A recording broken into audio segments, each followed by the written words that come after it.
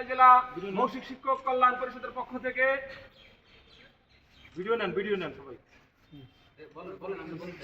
মৌখিক শিক্ষক কল্যাণ পরিষদ পক্ষ থেকে টাঙ্গাইল জেলা সম্মানিত নবনির্বাচিত সভাপতি এবং সাংগঠনিক সম্পাদক নবনির্বাচিত সাংগঠনিক সম্পাদক মোহাম্মদ আমানুল্লাহ আমান ভাই। এখন আপনি সঞ্চালক করেন, আপনি সঞ্চালক দায়িত্ব পালন করেন।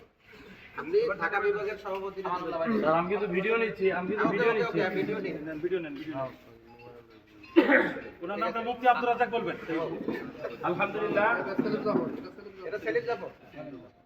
আলহামদুলিল্লাহ, এখন আমাদের টাঙ্গাইল জেলার মৌখিক শিক্ষক কল্যাণ পরিষদের পক্ষ থেকে আমাদের মাঝে আজকের বিশেষ অতিথি জনাব মাওলানা মোহাম্মদ সেলিম জাফর খান সাহেবকে আজকের ক্রেস্ট প্রদান করা হচ্ছে। দিচ্ছে আমাদের কোষাধ্যক্ষ জনাব রফিকুল ইসলাম ভাই এবং আমাদের আজকের সংগঠনের সাধারণ সম্পাদক জনাব মাওলানা মশুর রহমান সাহেব। এখন আরেকজন আসেন আমার কমিশনার এবং ঢাকা বিভাগীয় সাধারণ সম্পাদক